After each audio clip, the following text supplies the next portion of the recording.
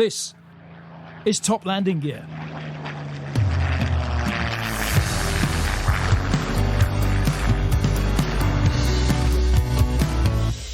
Hello and welcome to Top Landing Gear, the aviation podcast for everyone, whether you've got a passion for aviation or not. In fact, by the time you've listened to this, your aviation ardour may be well and truly dampened. I jest, of course. Now, jest is an anagram of jets. And as our business in this podcast is to inform, entertain, or mislead on all aspects of aviation, for this episode, we thought we'd combine those two factors and do a podcast all about business jets. Tortuous, isn't it? Beautiful, beautiful. You thought about doing stand-up comedy? Well, we'll come on to that. Okay. Also known as corporate or executive jets, these are the means of travel for the rich and famous for whom the planet's sustainability perhaps comes a little bit lower down that list of priorities. Bit controversial. And our guest is a man who has flown such people and continues to do so as a highly experienced pilot in the bizjet world, and who has a wealth of quite extraordinary stories of his life in aviation. We'll hear from Mark Bois-Brooke a little later. And speaking of wealth, as the lead singer of top indie pop band Scouting for Girls, you'd think he'd be flying in private jets with the band on every tour they do. Not so. In fact, they're extremely excited about the battered white Ford Transit van they've just upgraded to as their tour bus. It is, of course, Roy Stride. Hello. That's all environmental reasons. That's the only reason we're not in fast jets. Of course. Now, someone who regularly flies the rich and famous and has even flown members of the royal family. It's our former RAF helicopter pilot, now with the airlines, and our self-styled aviation expert, with the proviso that we don't include aerospace within that area of expertise. It's James Cartner. Good afternoon, evening, morning. Just managing to raise a smile. Well done, Jimbo. Now, living the high life has never really been for our next team member. He's a man of the soil, more at home using his dumper or indeed his thumper for banging in fence posts. It's our agricultural fencer and author of our achingly overlong Quick Facts segment. It's my bro, Jez Curley. Hello, everyone. And finally, someone who's no stranger to living in the lap of luxury, or any lap he can find, actually, and is the human embodiment of a shiny corporate jet with his gleaming outer skin and sumptuous easy wipe cream interior. It's me, broadcaster and Jez's brother, Rob Curling. That How do can't you go do? out, surely. You need your own one-man show, Rob. Well, Roy and just get us I out of the went way to now? Farnborough. We went around some of these biz jets, and they're nearly all cream interiors, They and are. I'm sure they're easy wipe. Don't you? I mean, Why would they need to be? well, things get messy, don't they? I mean, you fly aircraft, you know that. Not that messy. Yeah. Good. Well, lovely to see everyone. Lovely to be up and running again. The pod is up. People have been listening. Yeah. And we're all excited. Yes. And everything's different. We're doing a pod in the daylight. You Yep. can see outside of Roy's studio to the trees and the birds and blue sky. We've got a new seating arrangement in the studio. Very exciting. No table. No table. Table. Nothing There's a to hide long behind. story about the table. Is there? Yeah. I'll come back to that. Okay, Yeah. come back to that. So that's great. And we're all super prepared for this episode. Super prepared. And James is driving to France tomorrow. Well, I at might 6 be. a.m. in a car that broke down Just now. 10 minutes ago. Yeah. So we can That's gonna really, be we the can shortest really lay into episode James, ever. see how well he Yeah. takes it. Yeah. We've got loads of Ask James questions. Like, Yeah. will you still be married in the morning? Will you, That's will you still marginal. be in the country in Yeah. the morning? That's marginal. Yeah. Yeah. Oh, Jimbo. We'll find out the next time we record. Yeah, but next time we can find out, did James make it? Yeah. Yeah. What's the channel? That will be our only Ask James question. Yeah, it might well be. Of course, Ask James is just one part of our podcast, which is our chance and yours, the listener, to ask James any question on the world of aviation, but not so much aerospace. No. And we Okay, make a you can't no. use We're making a very big space. point about this. One thing in the name of a bunch of satellites. How can that ever be brought back on me? You had a bad day. Yeah. Jimbo's in a really bad mood. As well as the Ask James segment, we'll then have Jez's quick facts, all on the topic of the week. We'll then hear a clip from our guest, in this case, Mark Bois-Brooke, and then the highlight, of course, which is the quiz. So there's a lot to look forward to. James is on his phone. I'm just turning it into silent because obviously you might have heard a little message going off Yeah, I did. during that. Is it from the AA? It's not from the AA, no. RAC? Nope. Is it from your wife? Nope. No one's talking to me. Oh, actually, talking of talking to people, and in fact, to do with your general bad mood this evening, I was talking to a colleague of yours from your airline who I bumped into on a walk a few weeks ago, and he said, "Oh, so are you still on the 777?" He goes, "No, I've moved on to the 787." And I said, "Oh, and what's it?" I said, "Oh, it's great, it's a lovely aircraft, it's a much nicer environment." In what sense? He said, "Well, the way they've there's more humidity in the cabin." He says, "Makes me, when I come home, I'm in a much better mood, and I don't have a perpetual cough." And I went, "Oh, Wow. well, I just wondered when you were going to go on to the 787, because you're tonight obviously in a really filthy mood, and B, you're always bloody coughing." Yeah, I mean, that whole first 2 series, you had that cough. And it was during COVID. It was as the well. beginning of COVID when we did the photo shoot. Well, no, I remember we went to speak to Jim Schofield. Yes. And we were waiting at the reception desk at Goodwood. That's right. And they said, none of you got COVID, no. And then I just went, So we all looked at each other, And you haven't really stopped since. No, this is And going to be that this was is the first an cough. incredibly bad taste. Anyway, so I thought that I was amused by that. I'm glad. I'm glad your bad mood has triggered my memory. So it's nothing to do with my personality or my health. It's just flying the type of airplane that I fly. Yeah. So what Gives me a bad mood. is this a true thing about the 777? Okay, so that's actually going to be my question. Yeah. Well, that But is now you've asked it. Great question, Jez. Yeah. Thanks, Roy, for actually asking it, because I forgot. The 787 pressurizes to a lower altitude. Right. So when you are in a 777 at its maximum altitude, the cabin is about 8,000 feet. Right. In the 787, it's up to 6,000 feet. So it's a couple of thousand feet lower. Wow. They don't use engine air pressure to pressurize the cabin. They have special fans. Right. So and that's supposed to be give more moisture to the air. Okay. And it isn't dry air that's come through the engine. Wow. Through So, the yeah, bypass. genuinely said, I said, "Is that really a thing?" Yeah. And it genuinely is. He Yeah, said, "No, no. I am genuinely in a better mood," and my wife has said I've stopped coughing endlessly. Goodness That me. is bad. Do you know anyone who ever flew the 707? I mean, John Hutchinson, our My Concorde old man pilot. did. Did he ever talk about? I think they used to get water which came through from the loos, which used to come and drip on the pilots in the cabin. It had a bit of a rubbish reputation. I've 707. never heard that before. Yeah, No.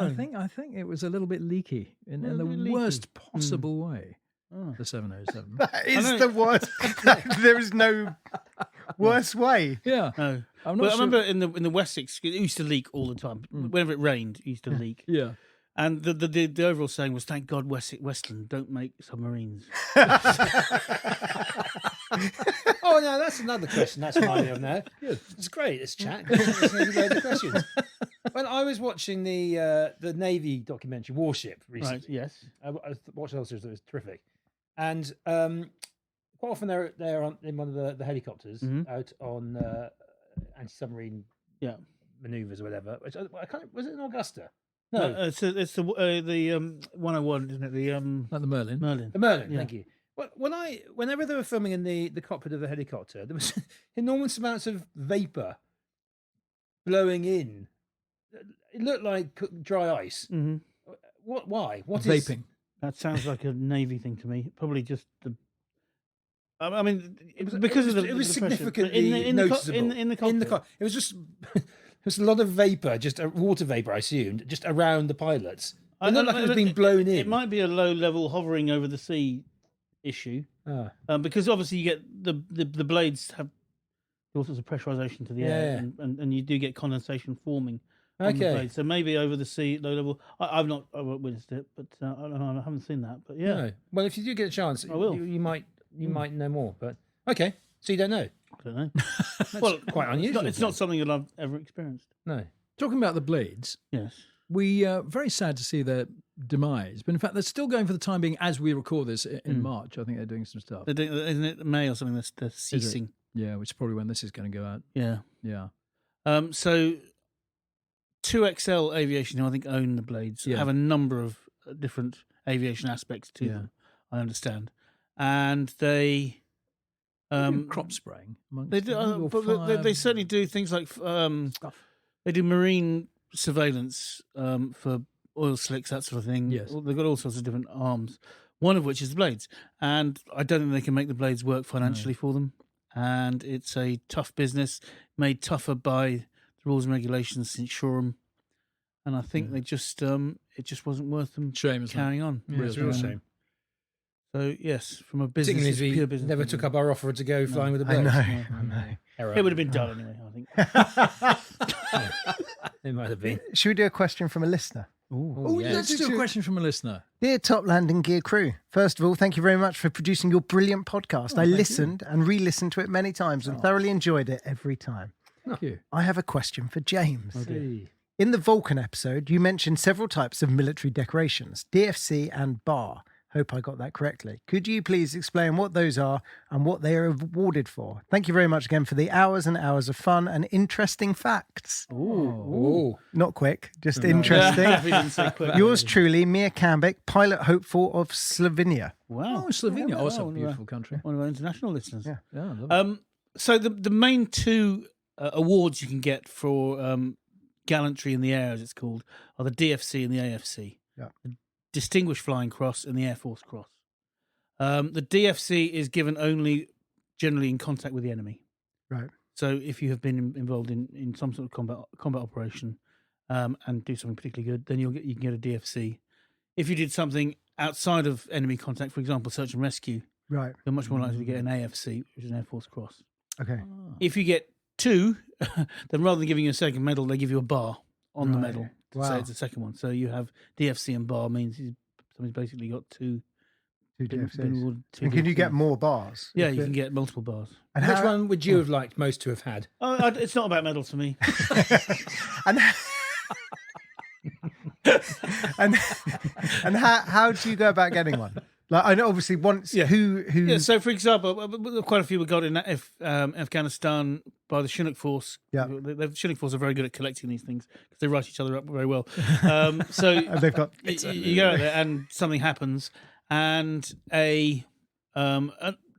somebody else generally writes that pilot up right. by saying they were noticed to do this, this, this, and this, and due to the going above and beyond the call and all that sort of stuff, then you've been recommended for a DFC. That then goes to a panel. Yeah. And a panel then decide which should be DFCs and which aren't.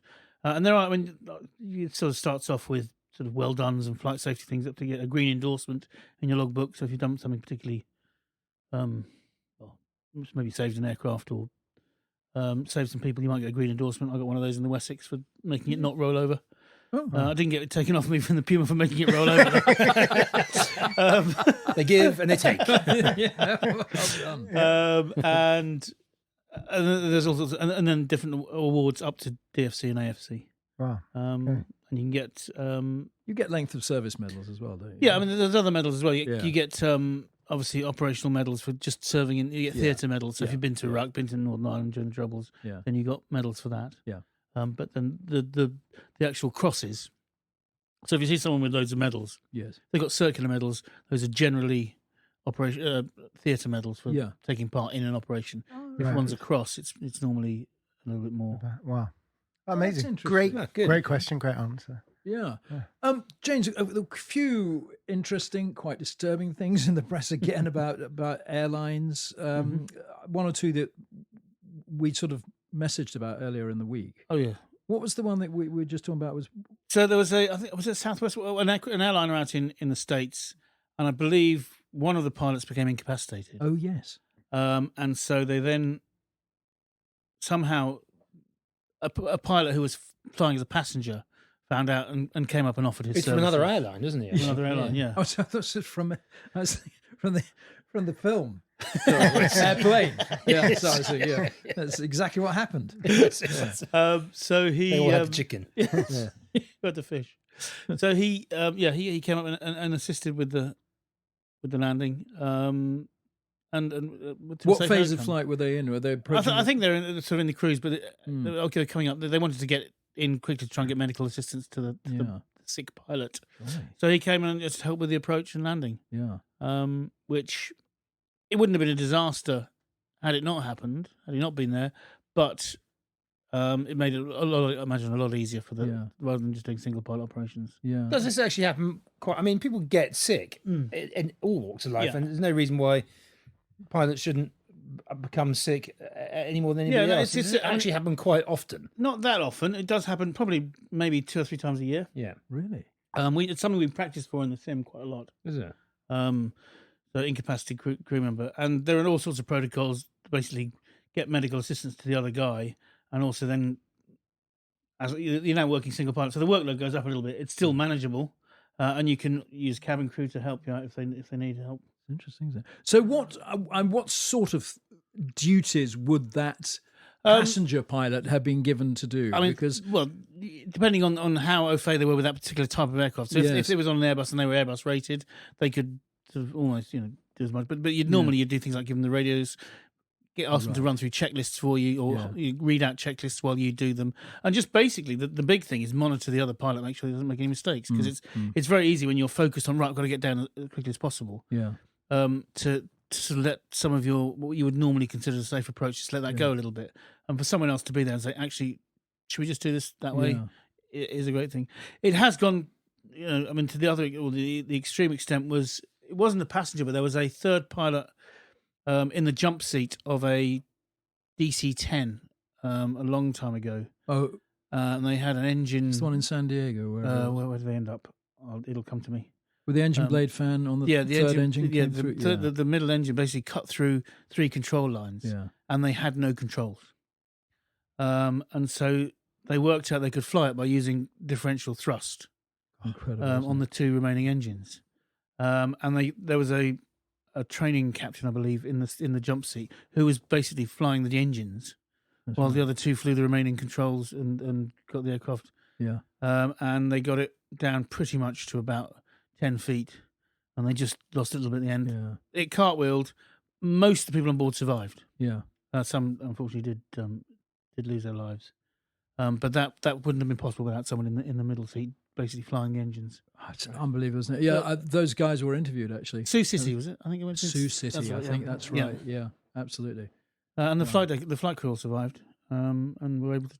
What if there wasn't a qualified pilot down the back, and you still needed someone to help? Yeah.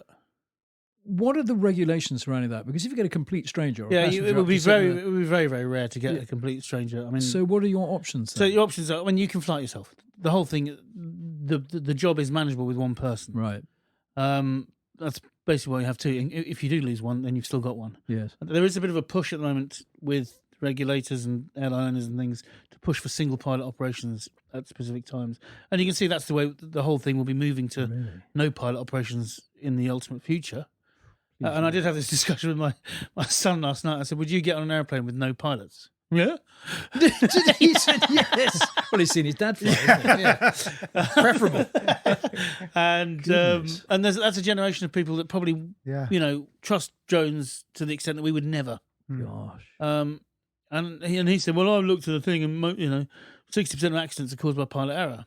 I said, but what you don't see... Does he not speak very well? No, no. He can speak well, but he chooses not to. But what I did say is you don't see the instance where the aircraft was saved by pilot intervention. So it's a misleading. It'll be an interesting debate coming up, because that is going to hit the aviation industry over the next 30 years, as it has with cars. Yeah. And we'll see. Wow. As with music, I was literally just watching a AI plug-in now where you sing into it and you hit Kanye and it sounds like Kanye West. Like you sing it and it sounds exactly like Kanye West. Would you want that? Is it fairly anti-Semitic? No, it was yeah. Maybe, yeah. It's like chat, isn't it? The chat GPT, LGBT thing. You've got the wrong one. Yeah. You're on the wrong website. GPT. I mean, who needs a presenter anymore? Yeah. Oh yeah. Well, yeah. We've What's often been asking ChatGPT? So it's a thing you can basically type in any requirement. So, I mean, for example, an essay. Give me an essay on why. Oh, some quick facts. Yeah, or some quick on business chats. Yes. Well, this could be. Are you basically saying we don't really need you anymore? Or have you ever? No. To me. No. We've always been saying that. Yeah. This is nothing new. But right. But now you're going to actually say it on the pod. Yeah. You're going to sack me on air. Oh, that'd be quite fun. On air Yeah. sacking. That could be a good one. I haven't even got a car here. I couldn't even get home. I just have to sit here while you carry on without me. Rub it in. Yeah. Well, at least my car that I do have does work. Yeah. So.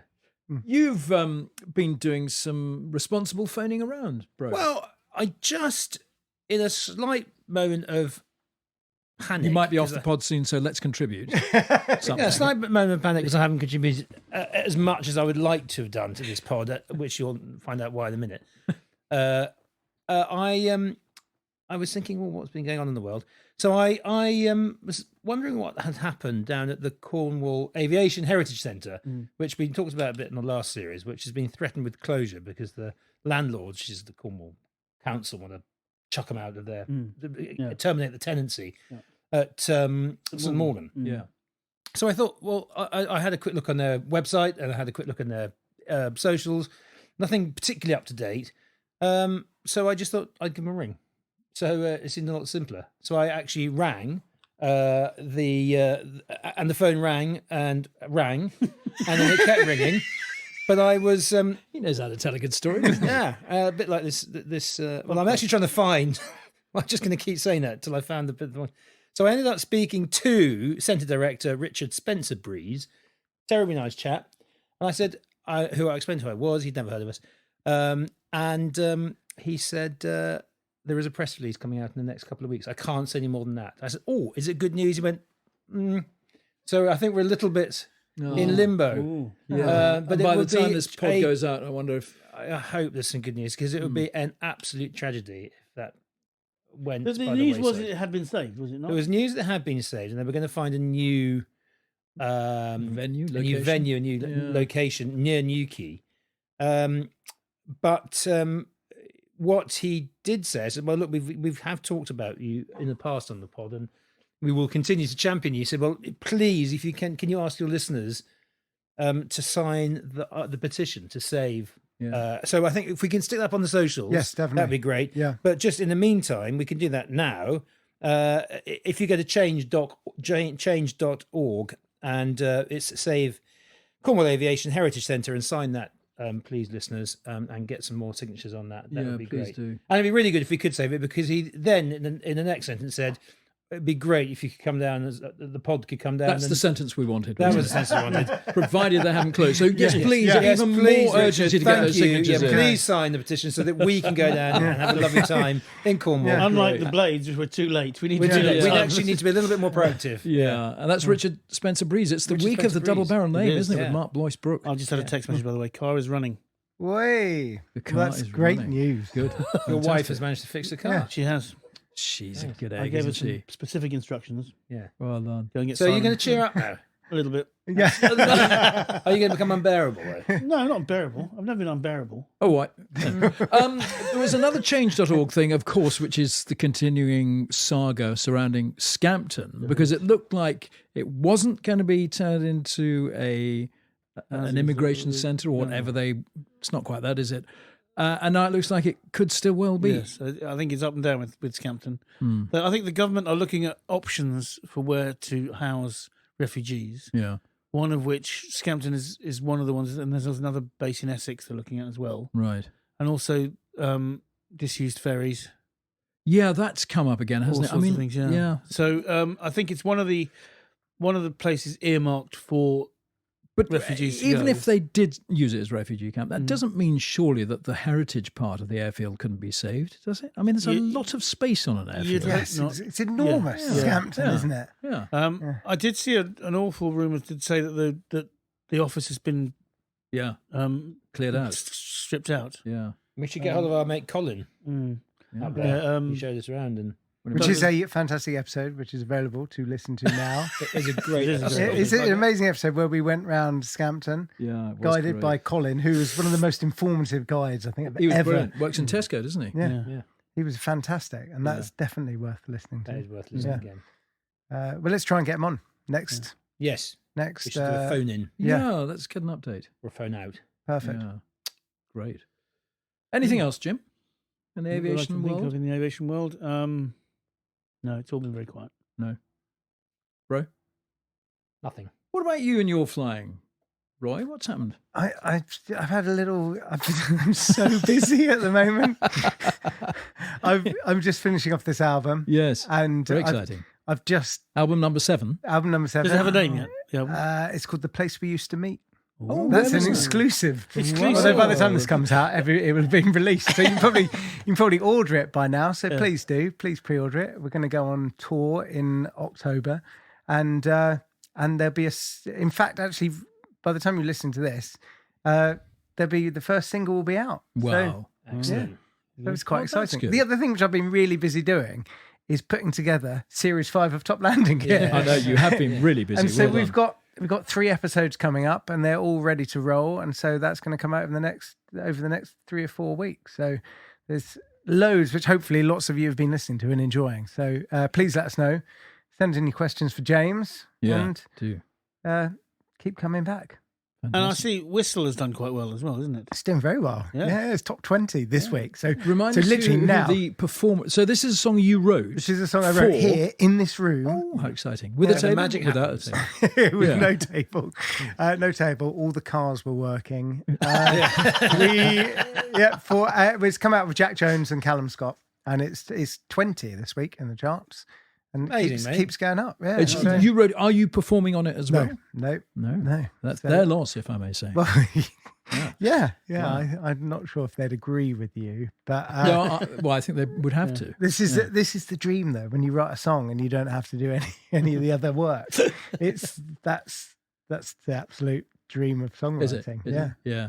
Oh, that's brilliant, isn't it? Yeah. Well done, mate. That's Well brilliant. done. Yeah, exciting. We're It's chuffed. nice. Let's hope that, however successful you are, let's hope that we go a little higher in the charts in 20. Yeah. Mm. Talking about performing, Re-release could of I this. could I plug a little show Yeah. that's coming up in Brighton at the Brighton Fringe? It's called Confessions of a Studio Anchor. Be very careful how you say that. It's me basically talking. Confessions of a Studio Anchor. About, correct. Yeah. Sorry, what did I say? I when you talked about it before, I thought You did. I You didn't got it get. all I wrong. didn't even get the. You got it the all joke. wrong. Confessions of a Studio Anchor. Yeah. Which is me, really. So it's a sort of behind the scenes thing of television with some of the things that have happened to me, but worse things that have happened to other people. There'll be quite a lot of video and audio going in. There'll be quite a lot of audience participation going on as well. And then at the very end, the highlight is going to be we're going to try and do Turnabout Live. So this is a quiz show I used to do on BBC One in the 90s. We're going to bring it right up to date. and try and do it with an audience of 150 people. Well, if anyone buys a ticket, Well, on they're all stage. comps so far, aren't they? They're all comps so far. and 148 Still comps. only 10 have taken them. So that's going to be interesting to see how we do that. And my producer, who devised Turnabout, is going to be a guest on the show as well. And his life in television is fascinating. So we'll have a few little stories from him. But I think it'll be a really, really fun evening. Well, we'll be the judge of It, that. wa- but it wasn't. Can I just say it wasn't my idea? you can. No, we are And definitely. so gonna come. when is it? What's the date? Where do May you the get tickets? 17th. May 17th. May the 17th. Tickets on the Brighton Fringe website or the Brunswick website. We're performing it at the Brunswick in Hove, Yeah. which looks a great venue. So it's slightly nerve wracking, but I'm really looking forward to it. It's Oh, gonna be brilliant. We all are. Yeah. good. Well, thank you. It'd be lovely to see you there. No heckling. Oh, okay. Well, look, we must turn our attention, I think, to the matter in hand, which is bizjet aviation, corporate aviation, call it what you will. Jez, I think you've got some cooking mix, haven't you? I have, and I can't claim any responsibility for these due to the late arrival of 11 cubic meters of concrete on site today, because I was going to write my quick facts, having had a rather busy weekend this afternoon. So I'm afraid I had to ring Rob in a slight panic when my lorry was 2 hours late, and say, "Can you please write my quick facts for me?" So these are Rob's BizJet quick facts, Well done. and so if they're rubbish, they're his. Have If you? they're Have you? brilliant. I hope you've read through. I'm reading now Right. Okay. Good as luck. as we go. Okay. Best of luck. Here we go. The first small powered. I'm leaving that in. Oh. Is there any bits in there which you've left on purpose? Okay. Possibly. Should we try that again? Yeah. I also don't know how to pronounce some of these. So I might Well, just I've go- written pronunciations alongside them. Oh, I see. So you have. Okay. Why don't you do them? Because No, you're you- quick. no, it's your okay, quick fine. There'd fans. be no point in Otherwise- being here at all. There is. There is that. Yeah. Maybe I shouldn't have said that. Listen, I'm really sorry. Are you still with us? Come back. Shall I Come start back. again? Here we go. The first small. I mean, put a bit of something in. The Put a bit. first small jet-powered civil aircraft was the Moraine Saunier Morin Saunier. MS 760 Paris, developed privately in the early 1950s from the these are impossible MS 755 Fleuret two-seat jet trainer. The first true business jet, though, was the four-engined Lockheed Jetstar, initially designed to meet US Air Force requirements and seating 10 passengers and 2 crew. It first flew on the 4th of September 1957. 4 days before my birthday. Wow. Yeah, my actual day Actual of day birth. of birth. Yeah, which was Quite a 8 few of days these are after built. Malayan independence. I'm just finding out now that a total of 204 Jetstars are produced between 1957 and 1978, that's a hugely long run, isn't it? Yeah. Most of which were powered by 4 Garrett TFE 731 turbofans. If these jump around a bit, I'm sorry if I didn't write them. In the 1964 James Bond film Goldfinger, Bond villain Auric Goldfinger famously met his end being sucked out of the window of his private Lockheed Jetstar.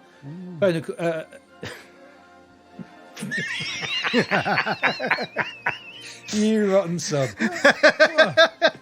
Flown, which is not what you've written, Oh, by Pussy Galore. what did I write?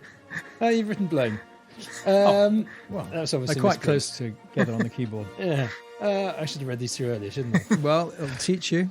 In Quantum of Solace, there are a number of business jets. The main one being a Bombardier Challenger 604. Bombardier. I Thank gave you the pronunciations But it was there. after I had said it, which Daniel Craig's Bond flies to and from Austria. Also making an appearance in the film was a Cessna Citation 5 and a Hawker 800. Some of these bizjets scenes were shot at Farnborough's extremely chic business aviation terminal, where Rob and Roy met up with our guest, Mark Bois-Brooke. Bois-Brooke. Thank you very much. The Hawker 800 was a development of the wonderful Hawker Siddeley 125, which first flew in 1962. In its normal configuration, it would have a flight crew of 2 and carry 8 passengers, but could carry as many as 14.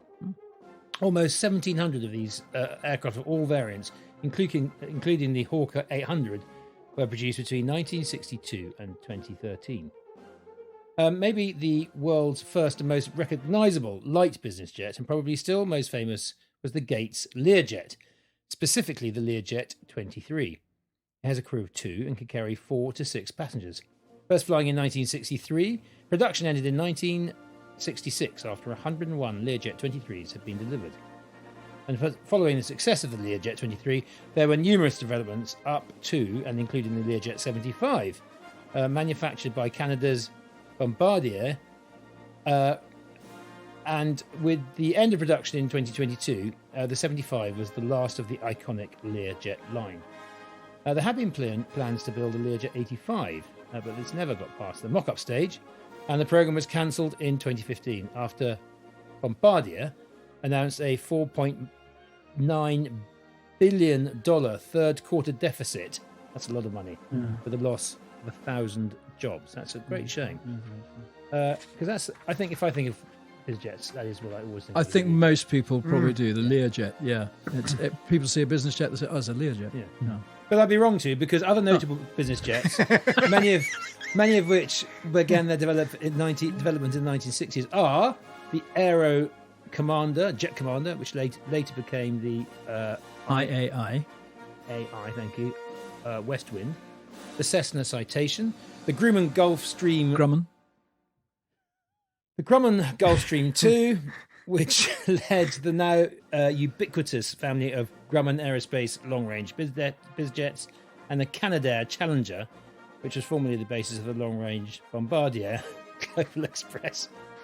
Outside the US and Canada, France produced the Dassault. Dassault. I've written that. DASSO. I've written Dassault afterwards. Which spawned a whole family of hugely successful corporate jets, including the 3-engine Falcon 50. Speak up. out of which came the Falcon. I'm losing my confidence now. Out of which came the Falcon 900.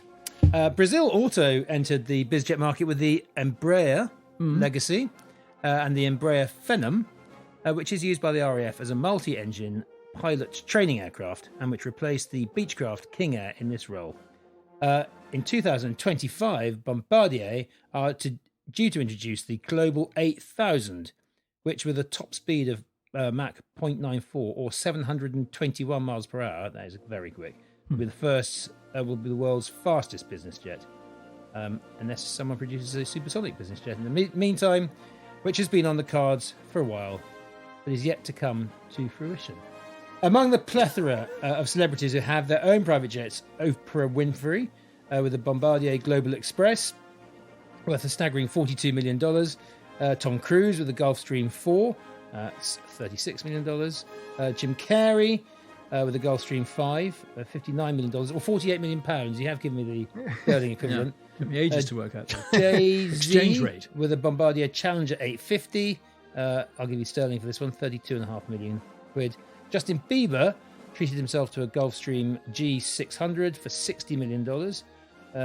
Kim Kardashian bought a Gulfstream G650ER for $95 million and spent close to $60 million in renovations and upgrades.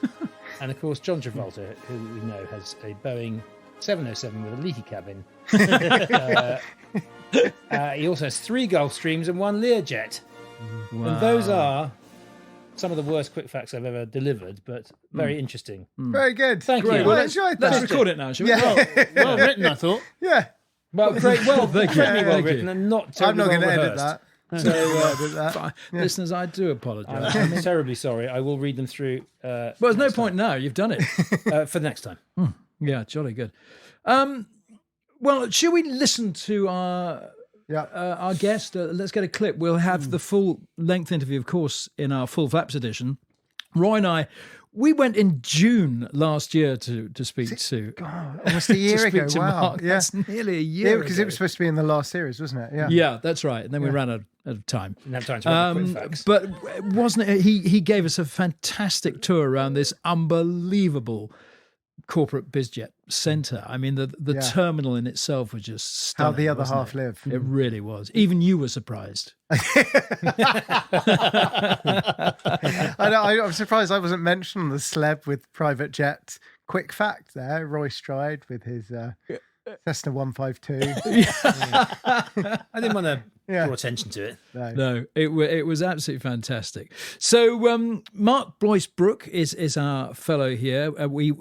Going to Farnborough in itself was fantastic because, of course, even though it's a big bizjet place now, it was the home of the Royal Aircraft Establishment. And Mark's life as a pilot has been almost entirely in the business aviation sector, which has thrown up some unique challenges and extraordinary stories, some of which he shared with us in one of the most immaculate aircraft hangars we'd ever set foot in.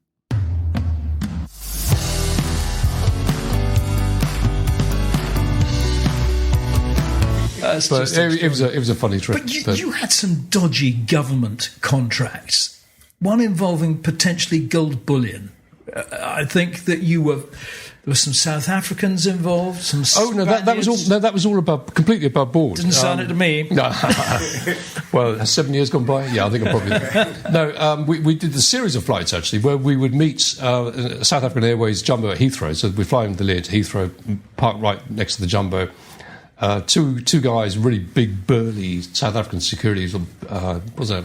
Is it Boss? South African Security Agency. Anyway, they'd get off, huge guys, hard as nails, with a couple of briefcases, and they'd get on the Lear, and we'd take them down to, I think it was Bilbao. And when we landed, they then got in a fast car, all pre-cleared. Nobody came in to sort of check passports or anything. These guys basically got off the jet, into a car, disappeared for 3 or 4 hours, and came back without the briefcases. And we reckon that it was sort of backdoor payment to France for something, maybe Mirage. This is in the height of apartheid, isn't it? Right. Mirage spares or military. Anyway, it was definitely gold because I tried to pick up one of these cases and the handle almost came off. You know, in films you see people sort of tossing gold bars around. Trust me, it's heavy. So I picked up this slimline Samsonite and it was incredibly heavy. So I'm sure it was gold. But that was all. all cleared at a pretty high level, pretty high government level. Doesn't mean it's not dodgy, though, does it? Just well, government's not dodgy, sure. Yeah. So, yeah, I forgot about that one. Yeah, I love these stories. Another question from James. What's the longest range of a bizjet? How high, fast, etc. compared to standard airliners would you go? So range, well, they vary. I mean, Lear's up 2,500 miles, although Lear, you don't see many Lears these days. I suppose realistically anything sort of 3,500 nautical to 8,000. The new Global Express will do 8,000 miles. Goodness me. Which is tremendous. Yeah. Is there a secondary crew? You'd have to, and they have to be sort of configured in such a way that you've got two crews, because that's like we're talking about an 18-hour flight. That's ridiculous. I can't imagine anything worse personally. But, no. But they will technically do that. So, but most jets, I would say, sort of 3.5 to 6.5, 7,000 miles. That kind of range. And what sort of height are you flying? Are you flying above the... generally are. They've got great performance. They're all overpowered, all of them. So we normally up at 43, 45, 47,000 feet, that kind of thing, which has an advantage that you can get direct tracks. So, for example, going across the Atlantic, you don't have to follow the track patterns that are published every day. You can just go in a straight line because you're above all that stuff. Yeah. So in terms of routing, it's pretty good. So what sort of heights are you talking about? 43, oh, wow. 45, that kind of height. And how fast are you going? And speed-wise, they're a little bit faster. Well, I guess much the same as airlines, or 86, 87 max, something like that. Some of the newer ones, 0.9, they're pretty quick. Yeah. They're just great. They're beautiful aircraft. Yeah. They are lovely aircraft. What about the way they're decked out inside? I mean, are the cockpits or the flight decks equally luxurious? Not really luxurious. I mean, they're obviously state-of-the-art. I mean, they're 10, 15 years ahead of airliners, I would say, in technology, mostly. So they're very, very high-tech. They still can't make a decent seat, though. I've never been in an aircraft that's got a decent seat. For about 3 hours, they got to go... In spite of the fact they'll tell you it's designed by Porsche and all the rest of it, really? I don't think they are. It's the last minute, a couple of seats, put them in. Cabins, they can vary. I mean, they can be fabulous. I mean, you can spend literally millions of dollars on a cabin, depending on how you want it decked out. So, beautiful. Yeah. So, to a lot of people, it's an extension of their home. So they have it, pretty luxurious, but very, very comfortably furnished. How much is, like, you were saying about how you get very attached to your jet. Does it have a name? That's a good question. It doesn't, but it should have. Yeah. When it misbehaves, it has a name. But no, it doesn't curiously enough. No. Does it misbehave? No, they're pretty good. They're highly electronic jets. All of these things, like all modern jets are. They're highly electronic. So, they have sort of hissy fits from time to time.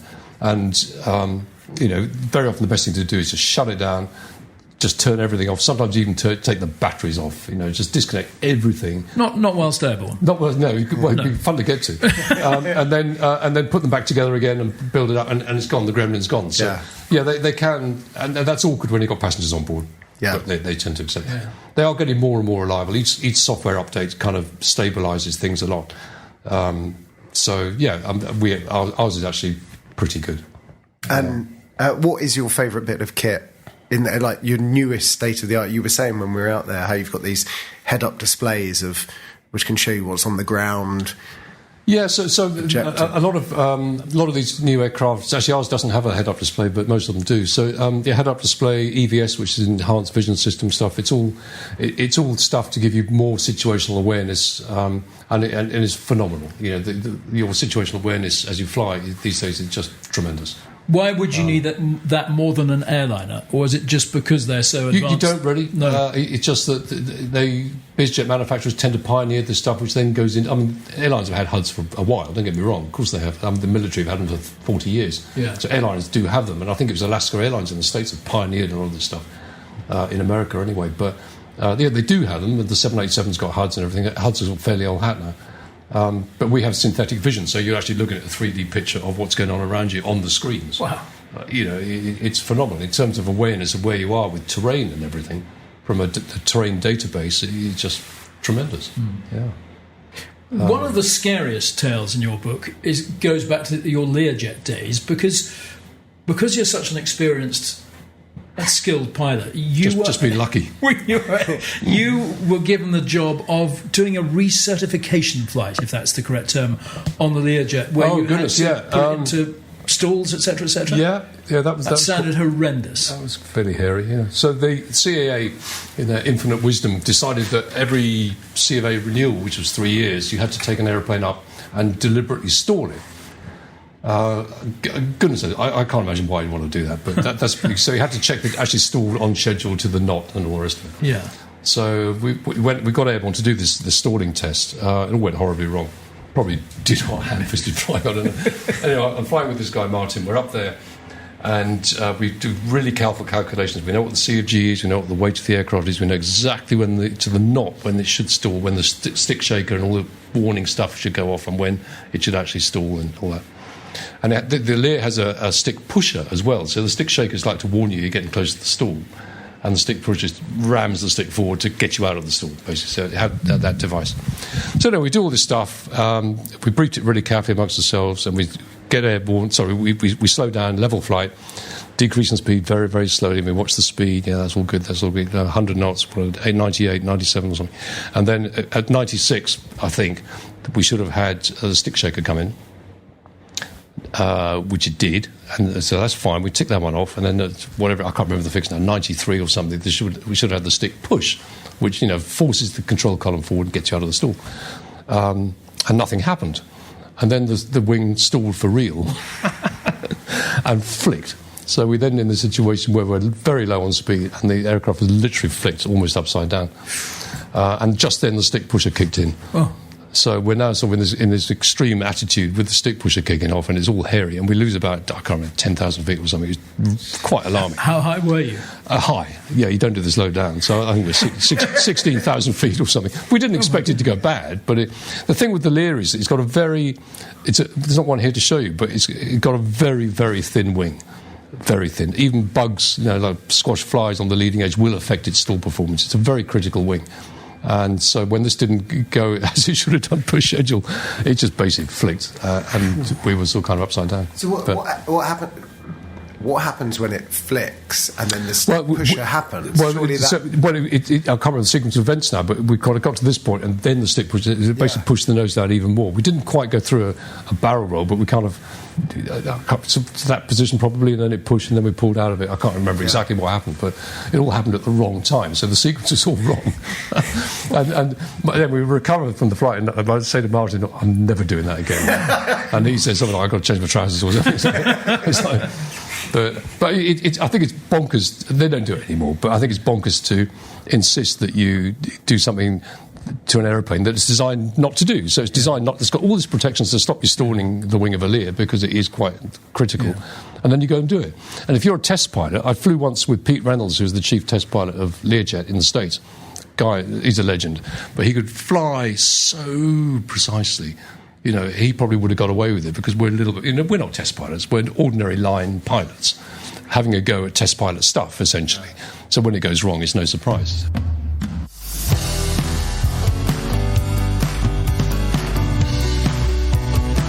Thanks to Mark Bois-Brooke, and his stories are incredible. I mean, some of them are just jaw-dropping, and you must, if you can... get hold of his book, Life in a Tin. It's called by Mark Bois-Brooke. That's Blois and then Brooke. And he is now releasing it. I think it's going to be available on Amazon because the stories in there are just jaw-dropping. James, you would be amazed as a commercial pilot, just what goes on. It is always amazing how much, we get pretty much spoon-fed everything as an airline pilot. Those guys are out there doing the spoon feeding. Yeah, literally buying the spoons. Yeah, and they're not buying them. God, he's dealt with some dodgy characters. Yeah. And I'm not just talking about his clients. I'm talking about some of the guys who ran some of the companies. He worked for. I mean, unbelievable. I don't know. I mean, there's so many good stories in there. There's one where he goes to pick up a guy from Biggin Hill who wants to be flown over, I think, to Amsterdam. And he turns up, and there's this one passenger. He's got a briefcase and a teddy bear, and that's all. And he boards the flight, and they go over. And Mark's boss gets on the line and says, make sure you get that cash right now, because no one's going to be allowed to use that cash soon. This guy's just held up a building society in Hastings. Which is why he's getting out of the country. And the teddy bear?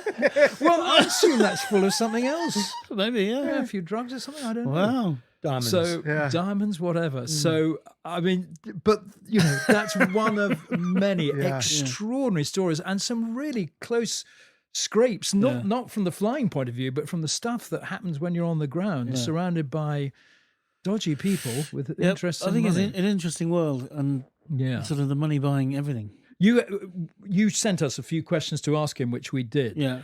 You've just mentioned things like fractional ownership, because there are different ways that the jet industry works. Now, it's beyond me to try and explain. Well, so you've got companies like NetJets. I think Vista and TAG possibly have their own versions of it as well, where you can buy a share in an aircraft, like a timeshare. Yeah. And so if you put it down, I don't know, £2 million, that buys you so many flights a year on that aircraft. So you don't own the aircraft outright, but you have the right to say, I would like my aircraft to pick me up here one day and take me there, and then maybe another aircraft will pick you up.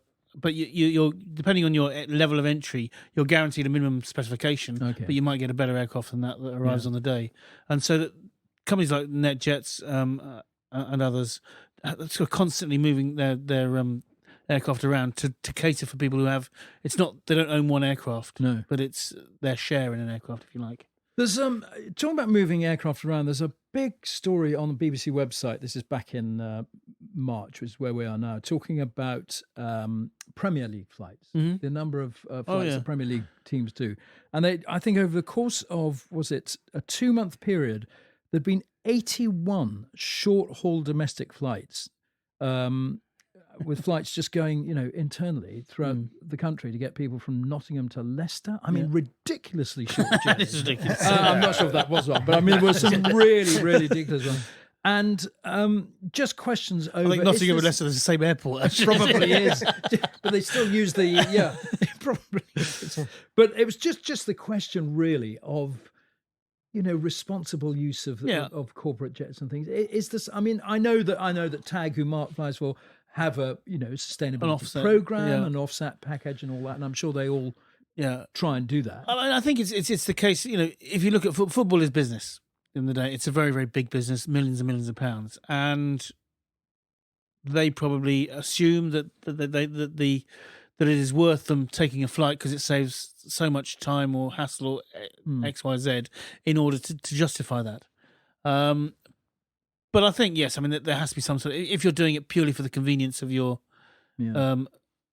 of your footballers or your board members or whatever business you're in, there is a social cost, if you like. And I'm sure more and more people are looking at that. And I think being under the scrutiny of the BBC, when they've looked at all these flights that have been taken, but when all is done, if a business can save money by doing so, yes, and if they want to offset the carbon, they can also do that. Yeah, if you believe in those carbon offset that's interesting packages, that, which I think might have planting a tree to fly to Edinburgh. I'm not convinced yet, but somebody might convince you one day. But it's like, can you justify? Some people no longer go on holiday by air anymore because they've got cars at work. But they, so some people take that social responsibility themselves and say, I'm no longer going on holiday. But other people, it's their 2 weeks of the year, and they're quite happily sod the planet, if you like, for the chance to get away. So it's a balancing act. Aviation's here to stay for a while anyway. Aviation is becoming more and more sustainable. Different companies, I think British Airways, Virgin, have both come out with new sustainable fuels, which seem to be it'll be an interim way forward where you can use the current engines, current aircraft. That's amazing, isn't it? But with a more sustainable fuel. And that's already happening, I think. That's already happening. An aircraft, BA flew an Airbus on 100% sustainable fuel recently. It's not up and running to the extent that it can be commercially viable, but it's probably not far off. But it would take the whole industry to want to change, which it will happen. Yeah. And I can see that'll probably be the interim I think we have discussed carbon before. Yeah, we have. Yeah. But I mean, there's always an outcry. I mean, government ministers taking exactly, these rights, royal family members, etc., pop stars. Yeah. Some I wish. generally people with a lot of money. Yeah. Well, look, I think we've reached the time that we've all been really building for. This is the Top Landing Gear quiz. Hey! So is everyone ready for this? We are. We've got to choose the buzzers. So hopefully everyone's come prepared with a buzzer. And I wonder what Roy, what are you doing? My buzzer is E minor. Oh, lovely. There you go. That's A minor, actually. Oh, is it? yeah, I thought it was. Why A minor? It's the saddest of all chords.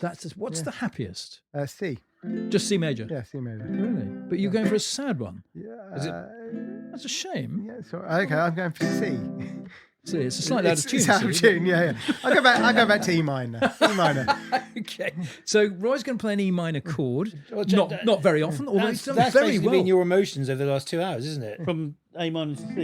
Yeah. Now the E car's minor working. to C. Yeah. E minor to C. Brilliant. Now you've Jim, got to go on holiday with your family. Yeah. Jim, Back to E minor. what are you going to give us, Jim? I typed in biz jets but got it wrong.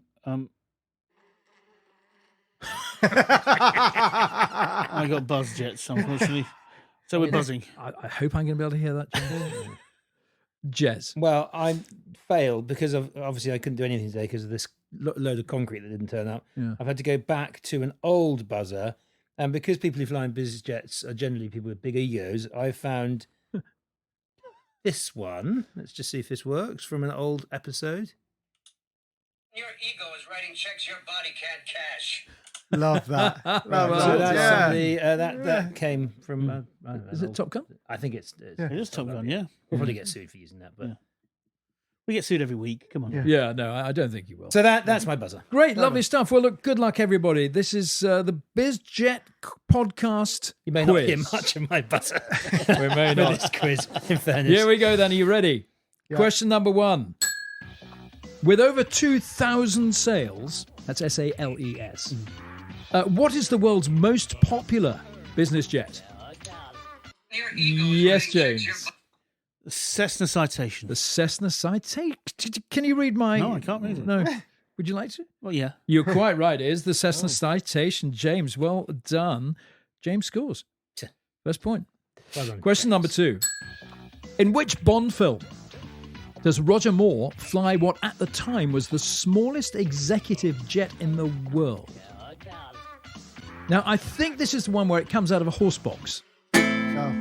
I think we heard the bees first. So here's a guess. For your eyes only. It's not for your eyes only. And Roy, we heard an E minor chord there. I know, and I'm trying to remember. And It Roy comes is out a the horse massive box. Bond I fan. know. I can see. You've even written a It's song about it. And didn't it then fly through a... They were trying to close some hangar doors and it Yeah. flew through Yeah, sideways. sideways, yes, I it think did. on a wire. Oh, if it flies through sideways, then that's Live and Let Die. No. You're thinking of when he jumps into a Piper Cub or what it is, when there's Yes, a woman about to have a yeah. lesson and they taxi through it. Yes, And the wings that's go what I was off. thinking. Yeah, no, okay. not that one. Bro, any ideas? Just name a Bond film. Roger Moore Moonraker. Bond Not Moonraker. It was actually Octopussy. Oh. Way back That's a great 1983. one. Great one. Yeah, yeah. And the aircraft, I'll get off this as a bonus. I don't think even James will probably know what the aircraft was. Tiddler, an absolute tiddler. No. That's not a clue. No. It was called the Bede, BD5J Acrostar, BEDE. Yeah, tiddling little thing. Right, next question. A version of the Hawker Siddeley 125 was used by the RAF for many years as a navigational trainer. What was it called in RAF service, James? Domini. The Domini. Lovely airplane. Lovely airplane. Did you ever fly one? No, Fly never in did. one? No, never did. Gorgeous. You used to train navigators as well. Yeah. So, no. Yeah, that's what I called it, a navigational trainer. Did you? Yeah, well, I think it wasn't listening. Yeah, and presumably Dunsfold built it. I assume so. Well, that was Hawker Siddeley were there Yeah. because the 125, which it was obviously based on, was there and had its test flight there. Well, they had a test flight when it hit some cars. Oh, that was awful. That was awful. Very, very sad. Yeah. No, it was the Domini. Lovely aeroplane. Question number 4. Elon Musk owns a couple of Gulfstream business jets, but how far do you reckon he travels in these each year? Nearest will get the mark. Be interested to see where we're going to go with this. Yes, Roy. I'm going nowhere. None. None. You don't think he uses them at all? No. That's a great answer, but it's very, very wrong. Okay. Who's going to go next? Your ego is writing checks your body can't cash. Correct. Yes, Brad. I mean, 42,000. You want miles or kilometres? Either. Because they're vastly different. I've no idea. Let's go miles. 42,000 miles. James. Remember, it's the closest. 42,001 miles. I mean, he's just that's so Irritating. annoying. Yeah, he's right, obviously. Yeah. Well, he's not right at all. He gets the mark because it's actually 150,000 miles. That's enough to fly around the Earth more than 6 times. Wow. So James gets a thoroughly undeserved. I mean, that's so sneaky, isn't it? Oh, it's playing the game. Yeah, I suppose it is playing the game. That's why he didn't buzz. Yeah. With I'm so his stupid. I'm with his buzzers. not as intelligent as I look. No, hang on. I can't No, remember. this might be another one that James plays into James's hands slightly. Question number 5. Many business jets are certified to fly at a higher altitude than airliners. But what height is that? Yes, James. 41,000 feet. 41,000 feet. Let's open it up. Let's give it to the closest. Yes, Roy. 41,001 foot. 41,001. God, I love this. I don't Roy. know what to do now. Okay, yeah, well, go on. Higher or lower? Let's go lower. No, let's not go lower because that would be ridiculous. Oh, I did. 41,000. Oh. 999. Okay, you didn't have to be that accurate. It's 51,000 feet. So you were pretty close, bro. Well done. You get your first point of this competition. Question number 6. Bizjets can also be referred to as corporate jets. But what military campaign was known as Operation Corporate? Yes, James. I was going to you almost led me down the Malayan route, but I'm going to quickly change and say the Falklands. You are correct. It was the Falcons. Nearly I had tripped lost up. my buzzer. I'd have answered that. So nearly tripped. Yeah, that's right up your street, bro. Well, Come I on. know the answer, but I couldn't find a buzzer. Is it working now? Can I ask the No, I next think question? I've deleted it. Oh, we've had this so many Oh, here, times. no, it's actually exactly where I left it. I found it again. Next question number 7. Which corporate jet was acquired by 32 Squadron, formerly the Queen's Flight, in 2022 and was used by both Boris Johnson and Liz Truss in September to ferry them between London and Aberdeen in order to meet the Queen at Balmoral, for one of them to resign as PM and for the other, briefly, to take office? I remember seeing these. I remember watching them on the box. I didn't even know we had Your these. ego is writing checks your body can't cash. Yeah, Was man. it an Embraer? Of Now that you've learnt the name, yeah. yeah, it's a lovely answer, but no. Oh. No, bad luck. Well, you think of the Embraer Phenom or Phenom or whatever it's called. Which Yes. it clearly wouldn't have been, but no, it's not the Embraer. No, but well done, bro. Good effort. Anyone else want to go? I do remember watching them. Yeah. And they're painted up. Look, in that. Basically, you're asking what is the current Royal Flight Well, bizjet, isn't I it, suppose that is what I'm asking. Because obviously I'm of an era when it was the 125 and the 146. Yes. It's not that anymore. What have we got now? There's the Andover before those, isn't it? Yeah. And I think the first one was one of the Georges had a Rapide, 11 Rapide.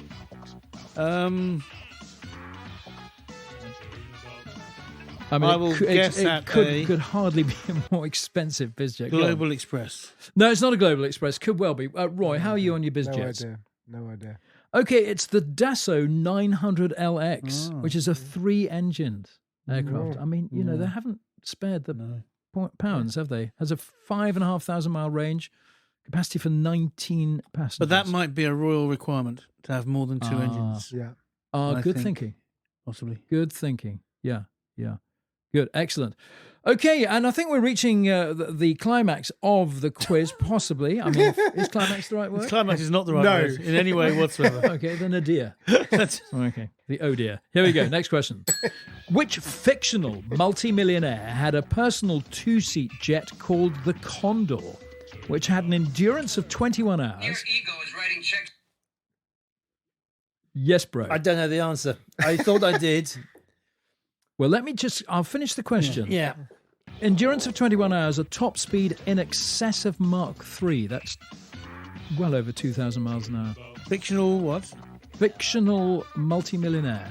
It's on Jez at the moment. He's buzzed. I He's feel got to as I answer. buzz, I should give you an answer. You definitely should, yeah. It'd be stupid not to.